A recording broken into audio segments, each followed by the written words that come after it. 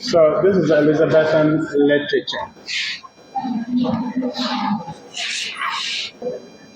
So we will continue from last week by beginning with Elizabethan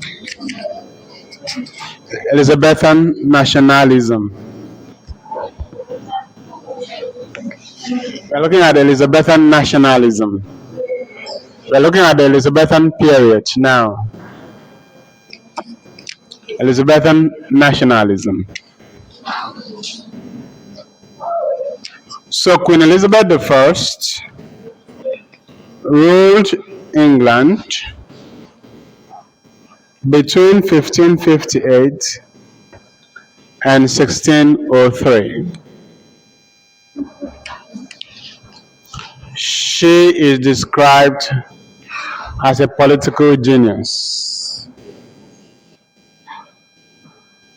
because of the way she managed conflict in her time. She's described as what? A political genius because of the way she managed conflict in her time.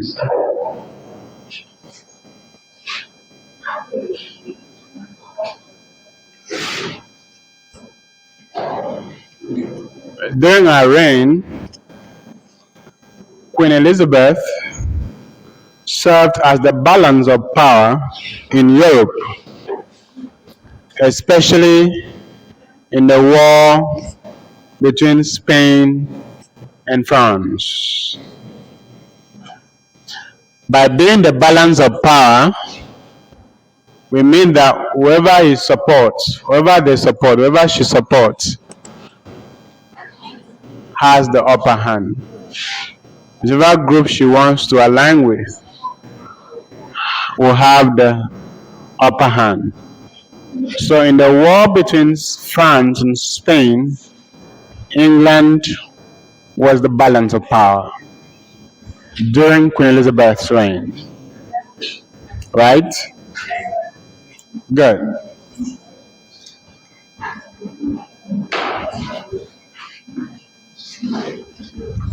Queen Elizabeth I remained unmarried.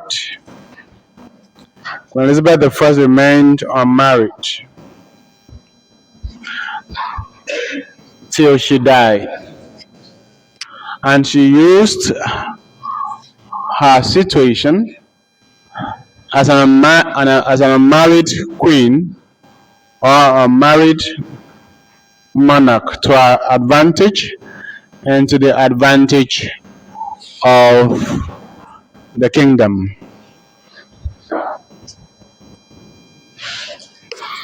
Because she played everyone and kept everyone guessing till it was too late, until she was able to consolidate her power.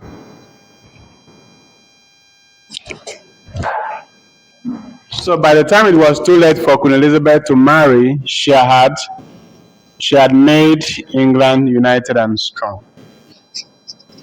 By the time it was too late for her to marry, she had made England strong and united.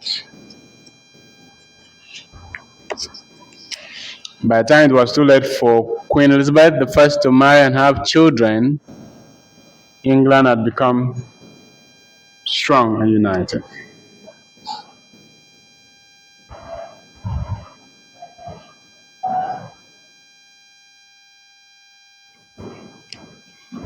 Queen Elizabeth had some instability in her reign.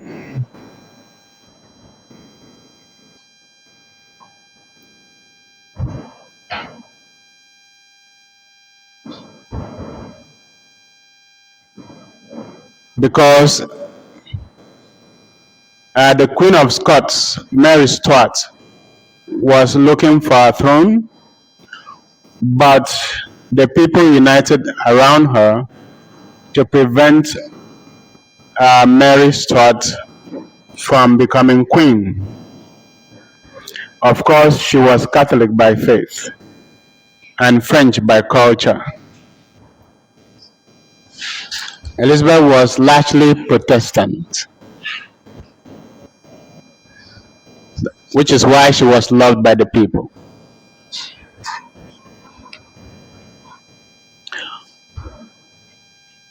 So, in 1570, there was a papal decree, papal bull, that's an order from the Pope to bring Mary Stuart, Queen of Scots, to become queen in England.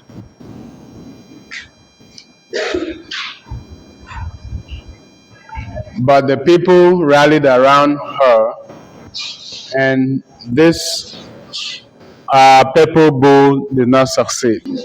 So, by this singular action, Elizabeth became the symbol of the unity of the English nation, because the people were united by her personality and her charisma and by her leadership against their common enemy, Spain, France, and the Catholic Church.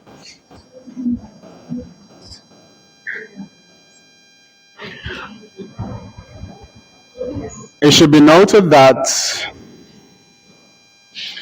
in 1588,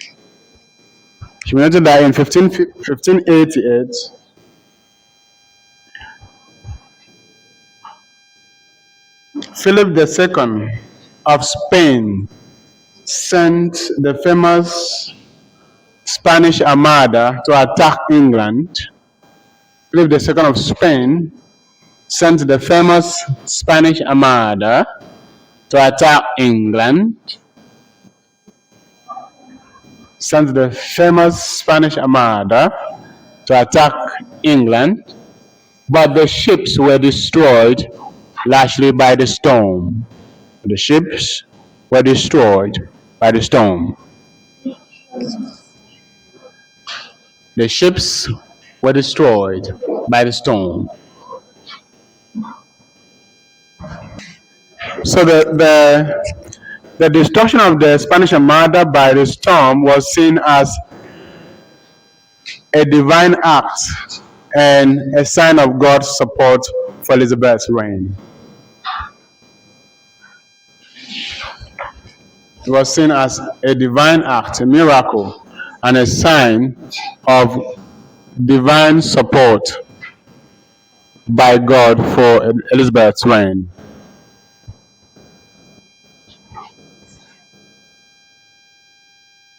Remember that politicians usually look for such things to use and score political points. They say, even God is with me.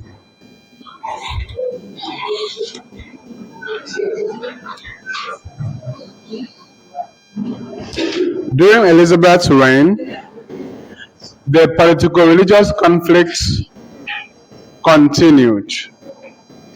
The politico-religious conflicts continued. During Elizabeth's reign, the politico-religious conflicts continued. That is, the conflicts in the realm of politics and religion mixed together continued in England. And by that, we are talking about the conflict between the Catholics and the Protestants. But the Queen used her diplomatic prowess to resolve most of these conflicts. The Queen used her diplomatic prowess to resolve most of these conflicts.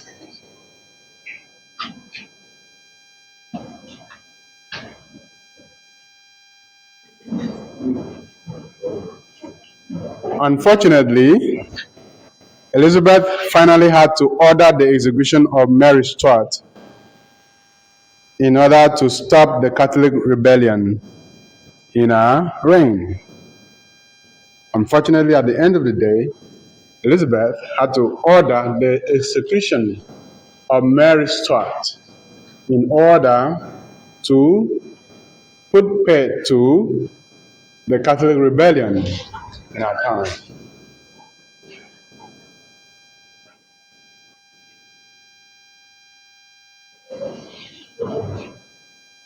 Since Mary had the support of the Catholics, she had to go.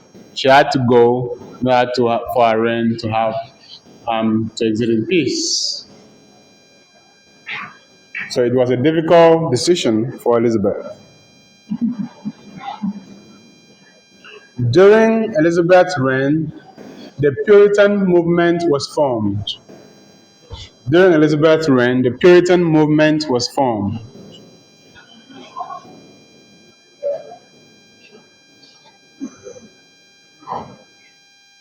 You know who the Puritans are. They were formed, the Protestant sect was formed during Elizabeth's reign. The Puritans. They were mostly made up of they were mostly made up of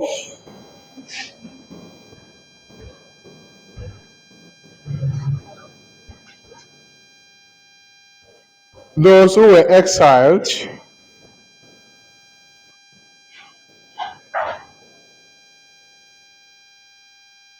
and who returned to England after the death of Mary, the former queen. There were those who were exiled and returned to England after the death of Mary, the former queen. After the death of Mary, the former queen.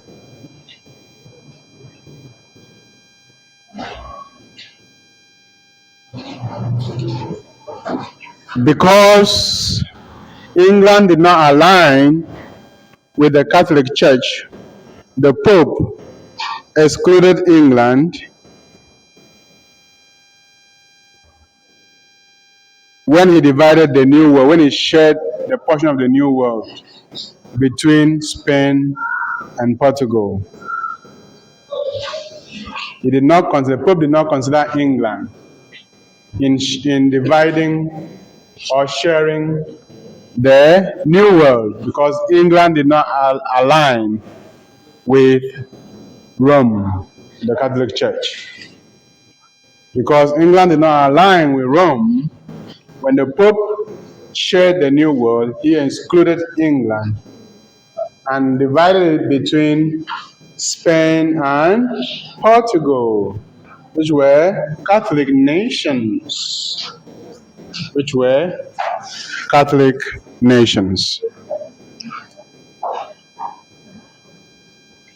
Spain and Portugal were Catholic nations.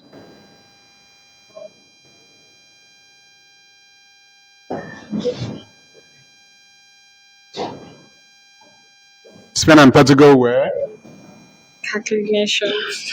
Catholic Nations. Good.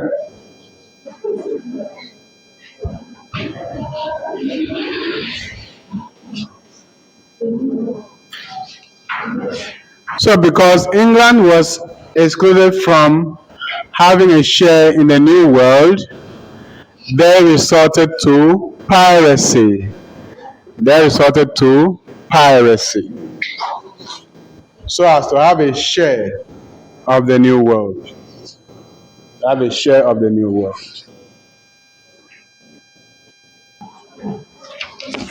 All right. So they resorted to piracy.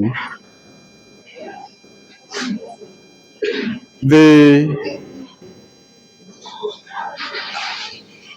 merchant adventurers preyed on Spanish ships that were returning from the New World, full with treasures and goods.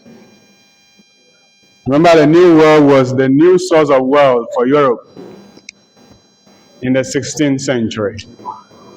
But because England was excluded from the trade, from its space, by the Pope, they resorted to piracy, staying on the route in the waters. When the ships were coming back from the New World, they will plunder the ships of all the treasures so that they will have a share of what comes back from the New World. It is said that even the queen invested in these attacks, these piracy attacks. It said that even the queen invested in these pirate attacks, but did not accept official responsibility for them. But did not accept official responsibility for them. So they'll say, oh, the pirates attacked the ship, we condemn those pirates. We condemn them. But they know that they are people. All right?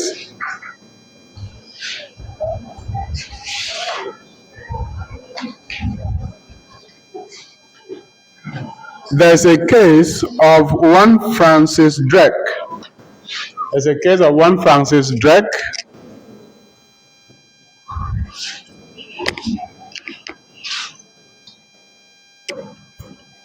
There's a case of one Francis Drake, a famous pirate who returned from its raids with £1 million worth of treasures. £1 million worth of treasures.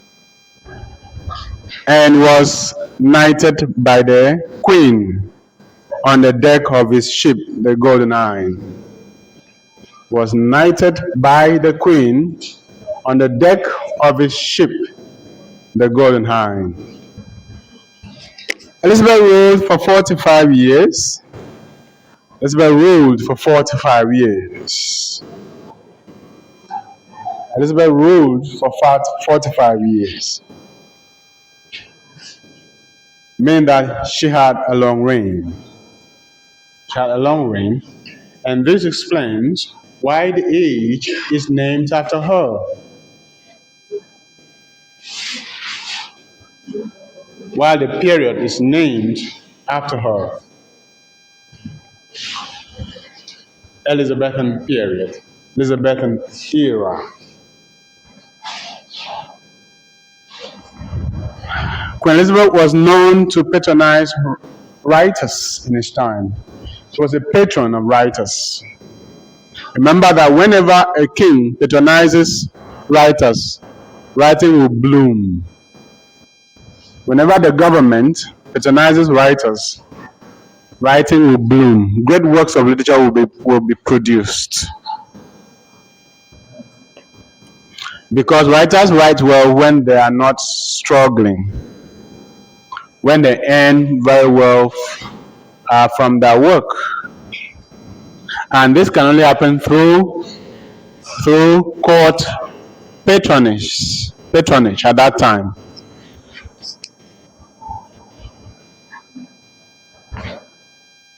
So some of the writers that Queen Elizabeth patronized or supported were Sir Christopher Halton, Sir Christopher Halton, Sir Walter Raleigh, Mary Herbert, and so on and so forth. Sir Christopher Halton, Sir Walter Raleigh, and Mary Herbert.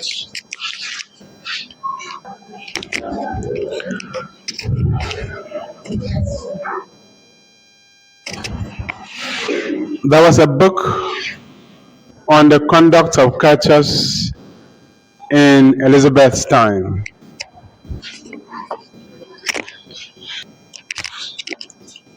The book Il Cortigiano by Castiglione was translated into English by Sir Thomas Hobby in 1561.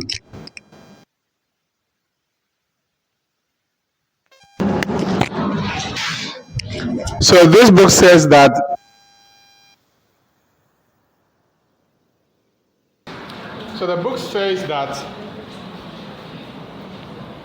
the most important function of a courtier was to give good and honest advice to the king. The most important function of a courtier, the gentleman working in the court, was to give good and honest advice to the king, to the monarch, to the prince. but that those who do so may not be liked by the king. So that is the politics of working in the court, the politics of working in the government house. Say the truth to your own peril. All right? Those who give honest advice to the prince or to the king may not be liked. May not be liked by the king. A good example is Sir Philip Sidney. A good example is what happened to Sir Philip Sidney when he tried to advise the queen against marrying a French prince. Who sought his advice? All right, let's just continue. Though it was said that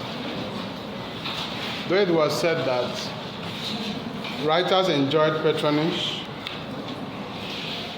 during Elizabeth's reign, not all writers were favored,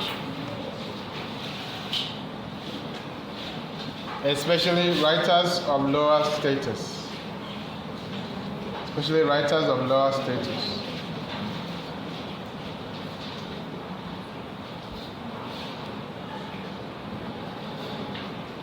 One of such a writer was John Lady, who looked to the court for grants, rewards, or titles with little or no result. John Lilly, Lilly, who looked to the courts for grants, rewards, and titles with little or no results. This made it write once, 1,000 hopes, but all nothing. 1,000 hopes, but all nothing.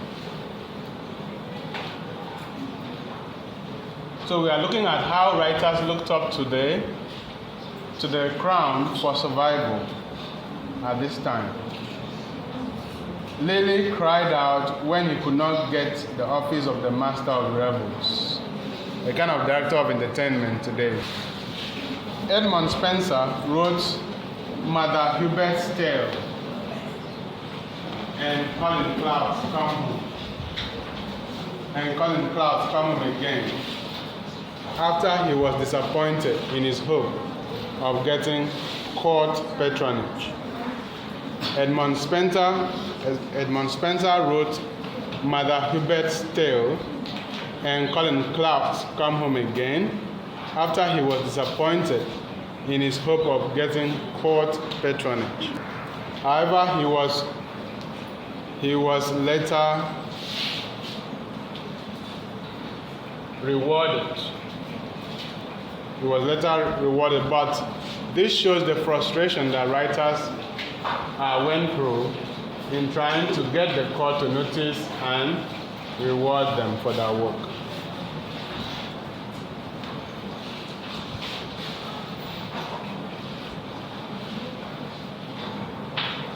So later in life, Edmund Spenser was granted an award of £50 pension.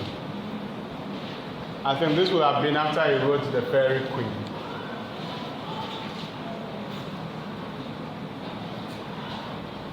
So the court was mostly seen as a precarious place. The court was mostly seen as a precarious place. The court was mostly seen as a precarious place. The court was mostly seen as a precarious place. It was slippery. It was artificial, superficial, and hypocritical.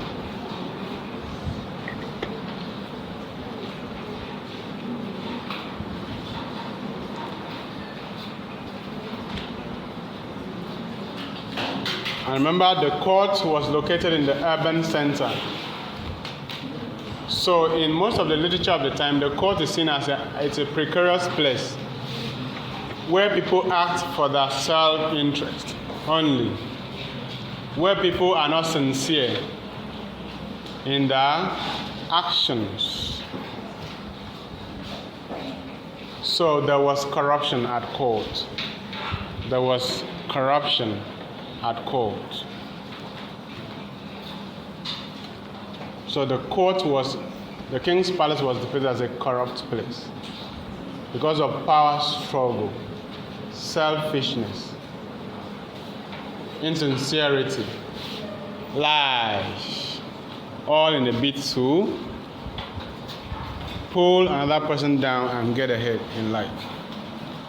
Normally seen at the court. So the court was depicted in extant literature at the time as a place of corruption.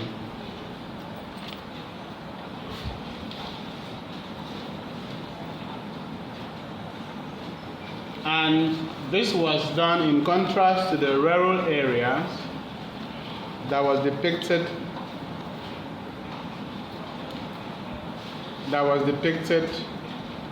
as pristine, as clean, innocent.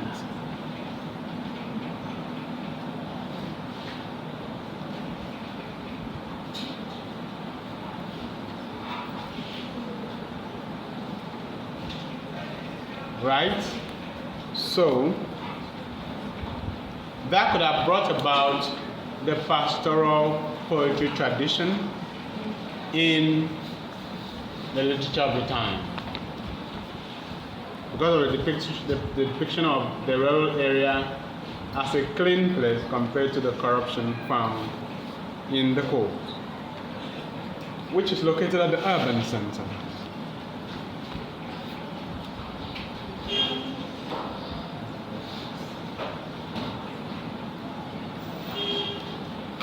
At this point in history, writers could not earn a living through their writing only.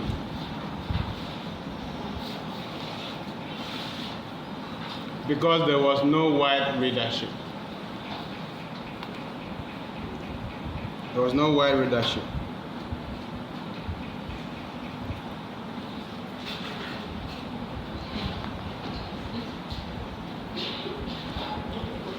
Poetry was considered a courtly pastime by people like Sir Philip Sidney. Poetry was considered a courtly pastime by people like Sir Philip Sidney.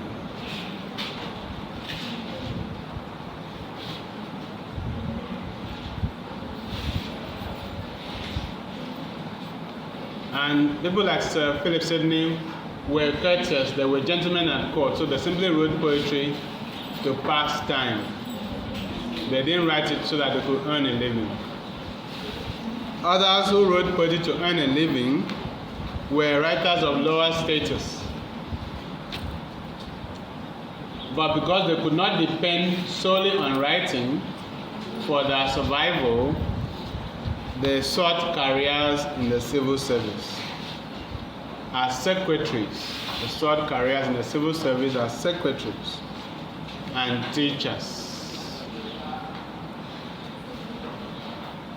They sought careers in the civil service. Even in Nigeria today, you cannot survive solely as a writer, on writing. You have to find another work to do because Nigerians don't read.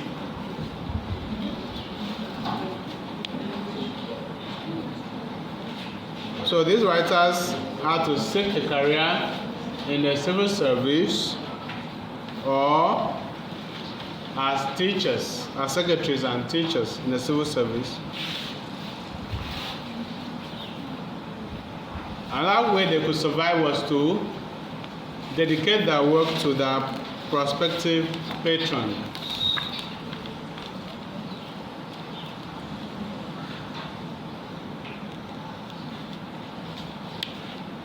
By praising them.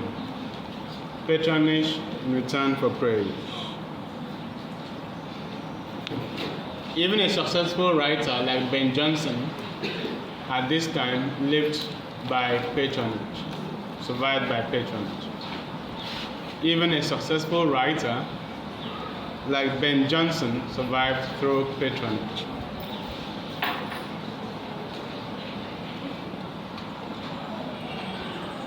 However, we had cases of patrons who refused to reward the writers even after having the work dedicated to them. We had cases of patrons who refused to reward the writers even after having the work dedicated to them.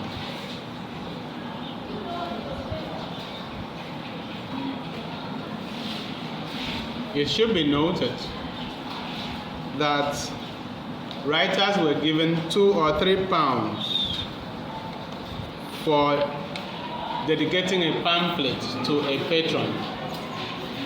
They were given 2 or 3 pounds for dedicating a pamphlet to a patron. They were given 2 or 3 pounds for dedicating a pamphlet or a small book of poetry to a patron. So writers have come a long way. From the time when there were almost nothing in society.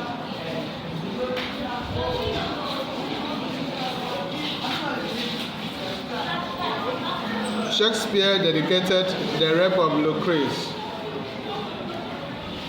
to the Earl of Southampton.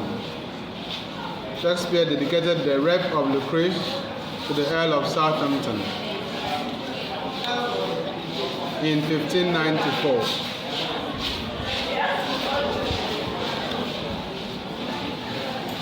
So you could see that even Shakespeare knew the importance of having a patron. So Shakespeare did not have any problem with his patron. Shakespeare didn't seem to have any problem with his patron. But that was not the case of other writers like Robert Greene. He dedicated 17 books to 16 different patrons because he didn't know which one would patronize him, would reward him. He dedicated 17 books to 16 different patrons because he wasn't sure which one would actually reward him. So he would just insert the dedication page, different one on different books.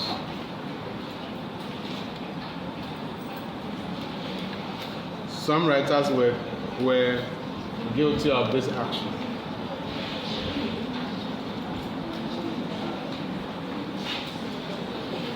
So generally, writers had problems with their patrons. Generally, writers had problems with their patrons, and that was mostly the problem of disappointment. That was mostly the problem of what? Disappointment. Being disappointed by their patron. A good example is Samuel Johnson when he was writing his famous dictionary in 1755. His patron was the 4th Earl of Chesterfield. Samuel Johnson's patron was the 4th Earl of Chesterfield to help him. But when he struggled and finished the work, that was when the patron came to give him help. He was not given help when he was writing the work. So that made him to pen down this statement, this famous statement by Samuel Johnson. And I quote, Is not a patron, my lord, one who looks with unconcern on a man struggling for life in the water, and when he has reached ground, encumbers him with help? During Elizabethan period,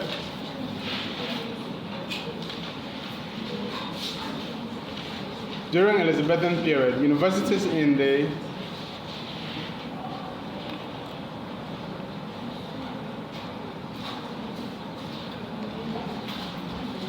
during Elizabethan period, the universities trained people to be gentlemen and aristocrats for public service, even though they did not take degrees.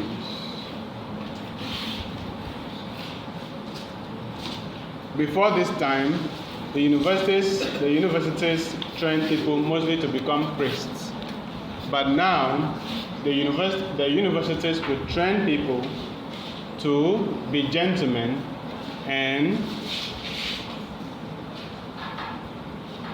aristocrats in the public service, but they did not take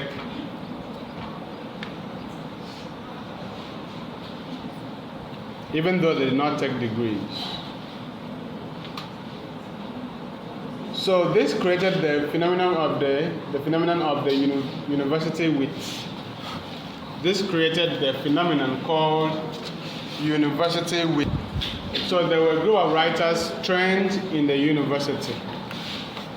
Some of them included Thomas Nash, Christopher Marlowe, Robert Greene, and George Peele. So the activities of this university wits,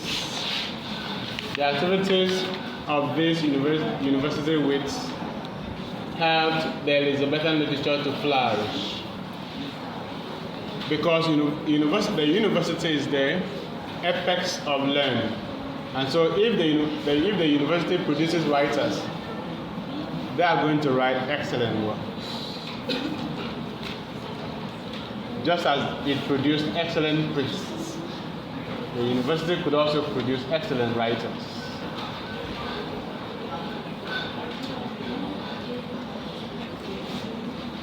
The problem was that the university wits found it difficult to sustain themselves. The university wits found it hard to sustain themselves through their writing, which explained why most of them were in debt or in prison. Which explained why most of them were in debt or in prison.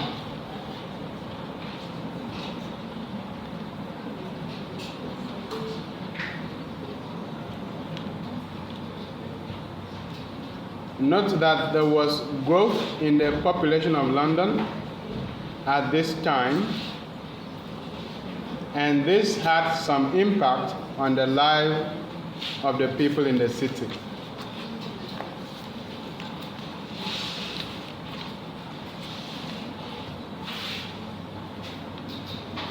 In 1563, the population of London was 93,250 people. In medieval time, it was only 50,000. In 1563, the population of London was 93,250 people. In the medieval period, it was only 50,000.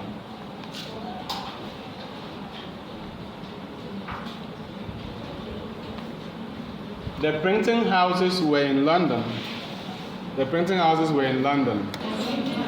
So the booksellers were also in London.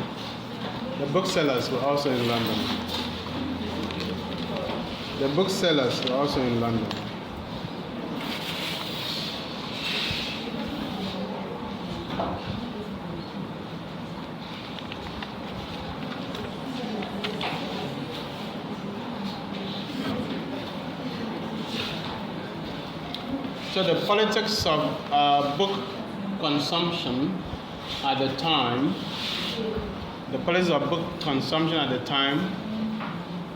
was that the elite consumed mostly books of instruction. The elite read mostly books of instruction, religious tracts, conduct books, and romances, as well as sensational ballads. The elites read books of instruction, romances, religious tracts, conduct books for men and women, as well as sensational ballads.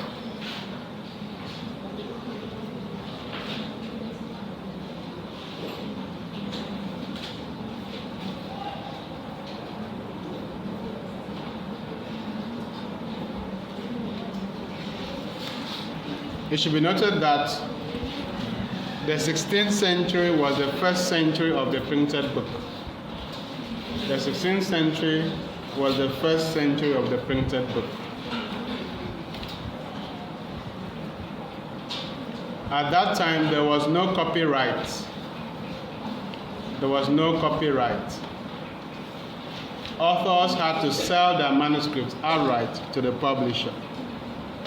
Authors had to sell their manuscripts outright to the publisher. So authors couldn't own copyright. They had to sell their manuscripts outright to publishers.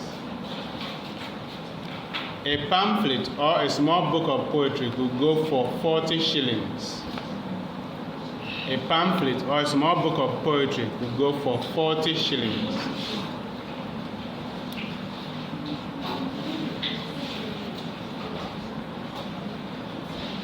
A writer could sell a book of poetry for 40 shillings. There were strict laws that regulated printing and publishing. There were strict laws that regulated printing and publishing. For instance, all printing must be done in London, that is at Oxford or Cambridge. All printing must be done in London, that is at Oxford or at Cambridge. The number of printers was small. The number of printers was small. Everything that was printed must receive the approval of the Archbishop of Canterbury and the Bishop of London, or their agents. Authors, writers need to get approval. Publishers need to get approval to print their books. The approval should be got from the Archbishop of Canterbury or the Bishop of London or their agents. Every book that was published must be registered at the stationer's company. Every book published must be registered at the stationer's company. Stationer, S-T-A-T-I-O-N-E-R-S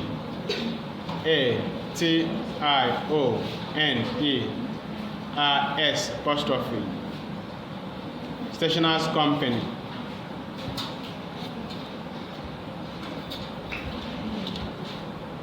So you could see that we have more freedom when it comes to publishing today compared to the 16th century. So the strict laws were enforced by the highest authorities in the land. All these laws were to protect the publishers, not the authors. The laws were to protect the publishers and not authors.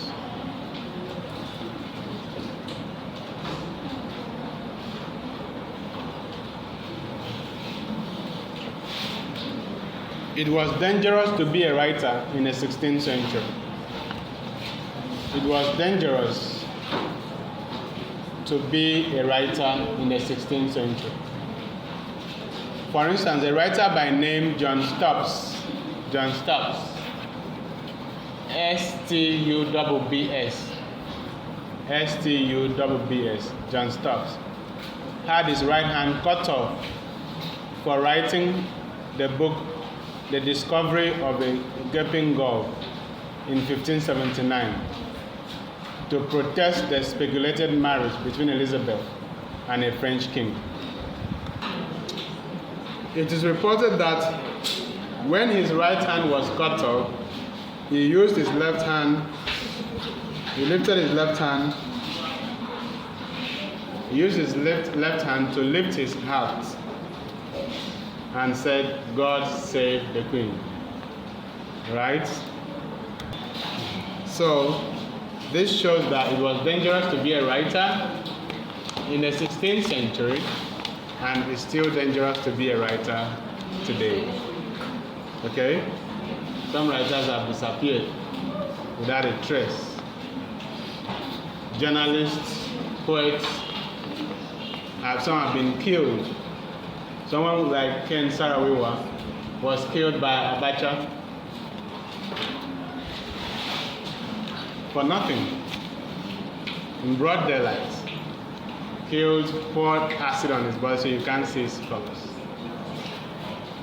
Okay, so whenever you want to write, think again. It is dangerous to be a writer, even till today. It's only the bravest people who get to write, get to be writers. Okay? Many journalists have disappeared because they stumbled on stories that would shake the land.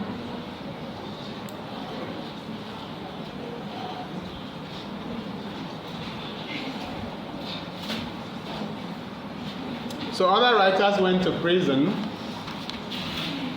Some were reprimanded. Some were investigated. All right? You may be a writer, you don't know that your file, they have created a file for you somewhere in one security office. Because they view writers as dangerous people. Writers can cause problems. Writers can change government. So it is not today that writers are seen as threats. Journalists, poets, novelists, because they are an embodiment of power. The pen is mightier than the sword. So right from the 16th century, it was dangerous to be a writer. Some went to prison. Some were warned, don't write that nonsense again. Don't write that rubbish. You have been warned. Right? Some were investigated.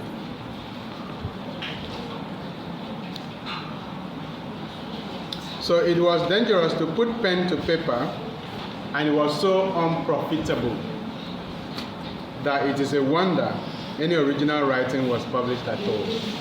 People persisted, even though it was dangerous to write and it was unprofitable, all right, especially if you did not praise the king or the queen.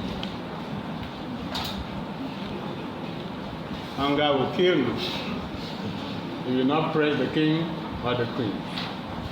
You will die of hunger. Okay? Because there will be no patronage.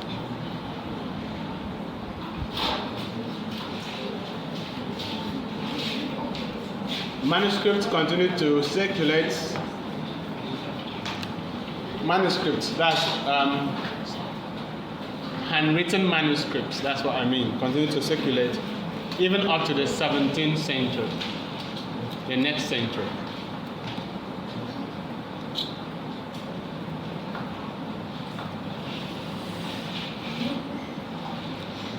At this time, there were still professional scribes who copied manuscripts. For authors and readers. That's a manuscript that were handwritten. To create books out of it, you copy the manuscript to create another copy that you can sell. So that was why books were costly, because they were copied by hand. The printing presses were small in number. Now, let us move on to Elizabethan art, Elizabethan aesthetics. Elizabethan aesthetics. Elizabethan aesthetics.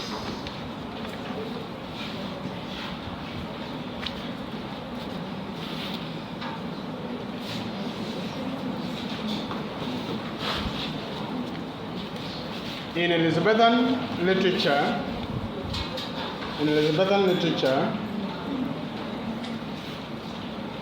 art reinforces nature. That means the work of art was seen to align with nature.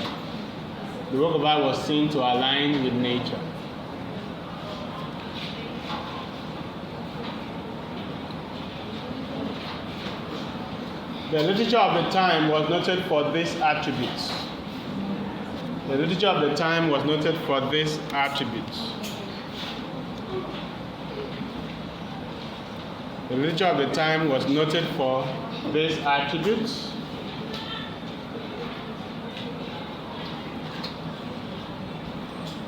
And intricacy of design, and intricacy of design, elaborateness of pattern.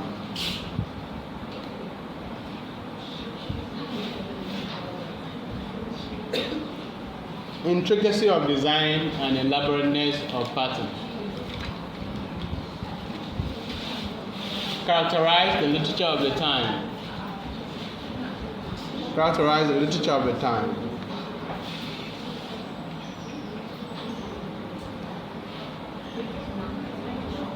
There were dances in the Elizabethan period.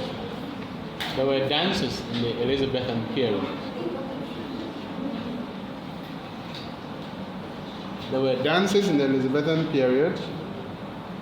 Some of them are pavans. Some of the dances are pavans.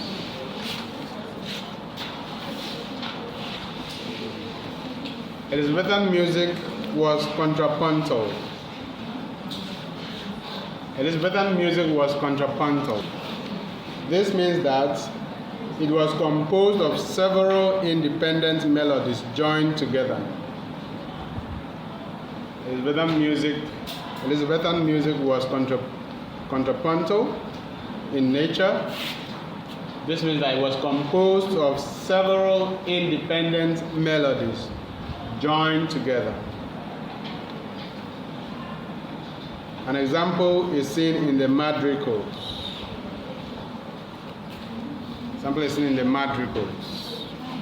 The Elizabethan period is the Renaissance period. The Elizabethan period is the Renaissance period. And so, one of the major characteristics of the literature of the period was that it mirrored the works of the ancient. The literature of the time modeled itself against the literature of the ancients. Right? And speaking to one of the witnesses in the house, it modeled itself against one of the ancients. The works of the ancients. By ancient, we mean the classical guys. So Elizabethan literature was modeled after authors like Homer,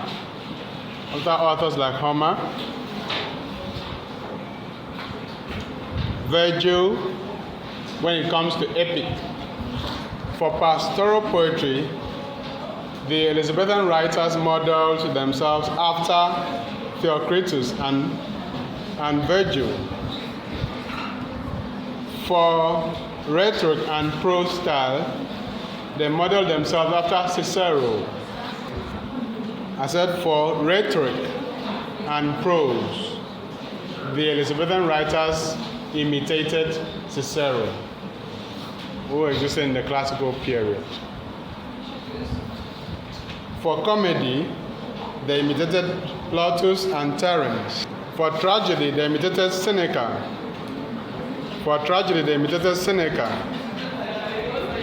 For sonnet, they imitated Petrarch as the Petrarchan sonnet. For sonnet, they imitated Petrarch. That is the Petrarchan sonnet. Then, for romantic epic, they imitated Ariosto and Tasso. For romantic epic, they imitated Ariosto and Tasso. For love poetry and erotic mythological narratives, they imitated Ovid. If you are asked to discuss a major work of criticism in the Elizabethan period, you should mention, in defense of Poetry or Defense of Poetry by Philip Sidney was a major work of criticism in the 16th century England.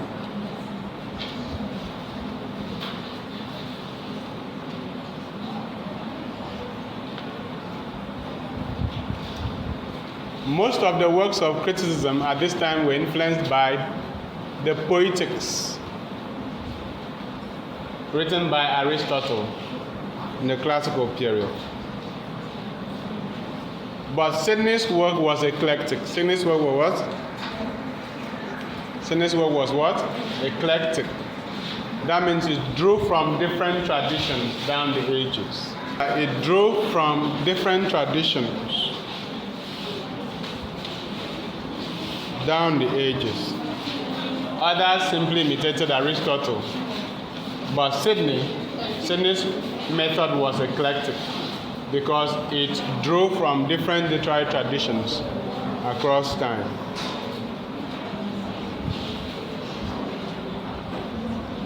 So according to Sidney, what should be important for Elizabethan writers should be ideal imitation, moral teaching, and decorum. The literature of the Elizabethan period should dwell on ideal imitation. Strive towards perfection. Remember what Aristotle said in the Poetics. Strive towards imitation, ideal imitation, moral teaching. Literature should teach good moral, and decorum.